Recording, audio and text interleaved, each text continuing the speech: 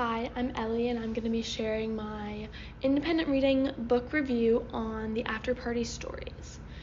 So, the book that I read, the Afterparties stories, goes through and shares 9 short stories that display humor, trauma, self-discovery, and expression, all while connecting to the history and past of immigrant parents and their children. It follows along the Cambodian American refugees that are attempting to discover and become equipped to the American lifestyle. The 9 stories are not all pertaining to the same people, however, they do follow the same key themes and they're all in the same location of California, as well as they connect to the experiences altogether. The book connects American culture of weddings, attending universities, and working in small donut shops with their family, as well as with more traditional and deep-rooted Cambodian culture and traditions of worship and prayer, self-discovery, and connecting to their family customs and traditions. So within these stories, there's many layers, and they all express deeper self-discovery through the use of the Americanized pop culture.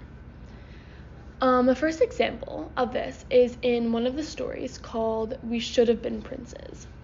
In this story, the 2 main characters, Marlon and Bond, who are brothers, attend a traditional Cambodian wedding.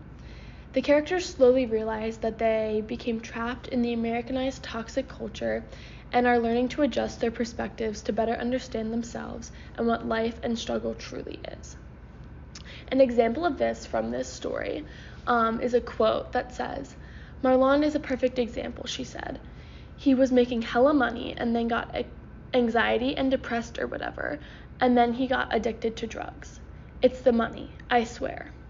Like, do you think our parents had anxieties when they lived through the genocide? No, they were surviving." And this is found on page 158. So in this quote, they're becoming so wrapped up in the American struggle and become so blind to the real distress and pain that their immigrant parents faced. And they also are discovering that in the new American world, it has changed them so much, and it takes the characters a really long time and a lot of mistakes and experiences to realize the world that they're now living in and kind of connect to their parents. So this is the first example from the first story. In the second story that I'm going to talk about, it's actually the first story of the book in Afterparties, and it's called 3 Women of Chuck's Donuts. And this story follows the life of a woman and her 2 daughters who own a donut shop. In this story, a man attends the coffee shop and sits there, but he doesn't eat, and the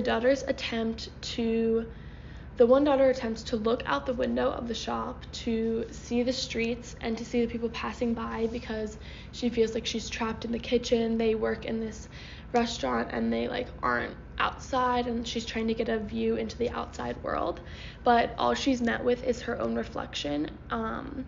So that kind of sets the tone for the tone of self-reflection and the connection of who they truly are and what they're looking for in themselves in this story.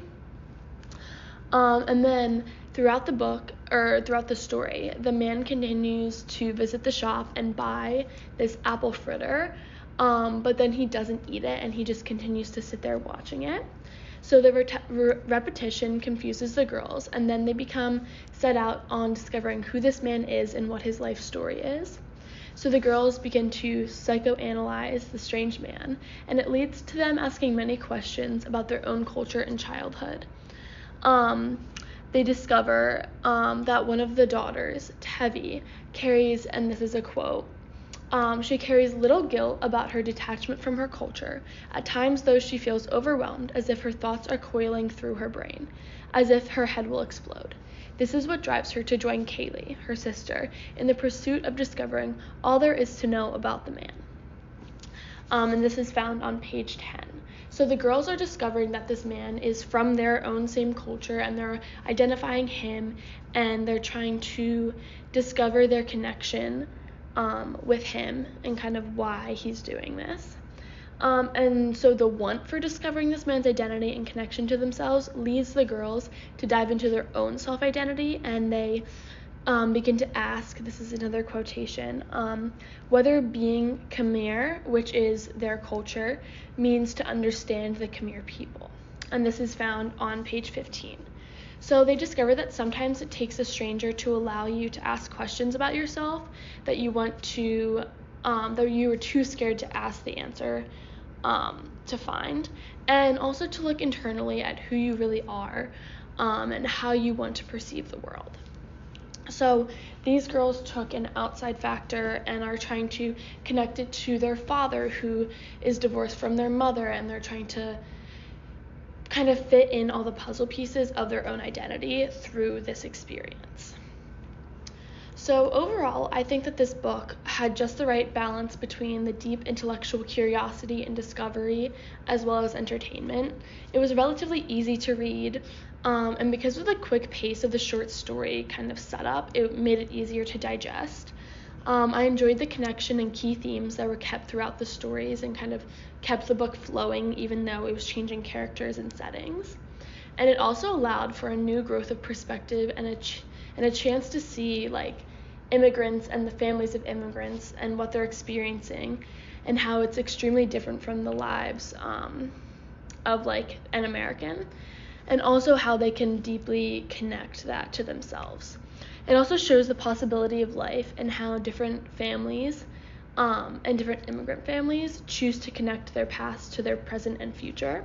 So I would definitely recommend this book, and I think it was a very good read, and I enjoyed learning from it too. I enjoyed learning the self-discovery and the culture and the different connections. So this is my book review. Thank you so much for listening.